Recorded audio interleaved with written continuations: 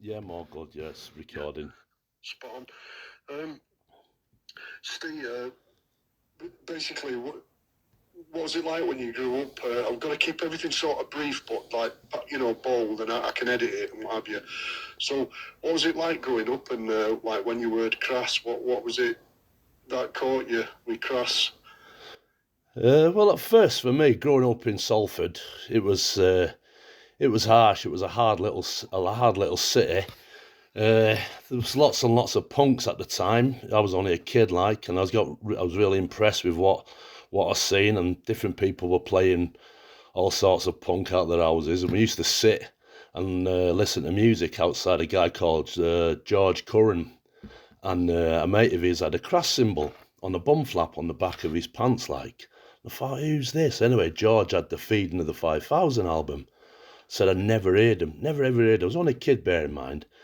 And they played it, and it was like gobsmacked. So bear in mind, this was the Small Wonder one before the Reality Asylum was out. And God, it just blew me away. It was just it wasn't the norm. It wasn't your usual poppy punk, Buzzcocks, Pistols type of stuff. It was just harsh, and it was like, it didn't make you feel angry, but it made something inside you tick that little bit louder. Do you know what I mean? It was, they were a very powerful band for sure, and they left a mark on a lot of people, especially a young delinquent like I was at the time. It was, God, it was the blueprint for the rest of my life type of thing. Yeah. Were you a bit of a delinquent then? You class yourself as a bit. I class myself as a hooligan. You know what I mean? But you class yourself as a delinquent. I mean, you were a. Yeah, I was from a broken family. My stepdad was always drunk. He was always giving us good hidings and whatnot. Going to school, I couldn't read and write properly at school, so they pushed me aside and whatnot. And I was like an outcast in my own family, let alone school. So Yeah, fuck yeah. yeah, so hearing Crass and listening to what they were saying, it was like, hang about, it's hitting home, this, and it made me think. And the more I listened, I couldn't read a lot of the lyrics because, like I say, I was quite, I weren't the brightest spark as a kid. But to listen to and the ferocity and the anger, how they portrayed the words that they was coming out with the lyrics, it was just like, my God, this is what I want. This is what's can change my life, and it did, because I stood by them beliefs for years and still do today, if truth be told. Yeah. It's, do you know that period, like Crass cut through all the bullshit? Is that right to say? Oh yeah, well they stripped it down to bare bone, didn't they? Nothing was glorified. You know, it was just God. They told you how it were. You know, it was yeah. It changed my old outlook on life, if truth be told. It's, I mean, there's something in that brutality, weren't there? Like, that it got through to us, it penetrated, our defences, and like for me, there was a lot of bullshit around, a lot of liberal crap that didn't go anywhere near us, because I think a lot of us lads would have been in the NF. Well, yeah. The NF was always outside my school in Salford. There used to be an ice cream van. Everyone used to go, and the ice cream man used to sell you fags and whatnot. And the NF were always there. And I was always a big lad, and I always remember him coming up to me and giving me this yellow pamphlet. And I'm like, my God, what the fucking hell is all this about? And at the time, one of my friends at school was a young Asian lad called Ali, and everyone used to pick on him, mainly the skinheads, like at our school. And I used to fucking stick up for him and give him a fucking hiding, like when they picked on him. So everything that I heard with Crass and how people should be treated and how your life should be and how you shouldn't be controlled by anyone, it really resonated in me. Where I thought, you know what, this is me. I was a fucking rebel in my own right, type of thing. And Crash just fueled the fire. It just, they had that effect on Christ. They must have had that effect on so many young lads that were from broken homes or on a council estate, brought up with having nothing, to listening to something that's going to sort of like sit in your head, rather than a teacher screaming and bawling at you saying you're a fucking idiot, get in the corner, go out. It was like going home and things were shit at home, and there was no escape. But listening to Crass and then getting into punk and then getting to know punks, it was like a lifeline. it put you on a path where roundabout we're one big fucking barrel of delinquents and we're all moving forward. And that's what it made you feel, and that's why I stuck with Crass.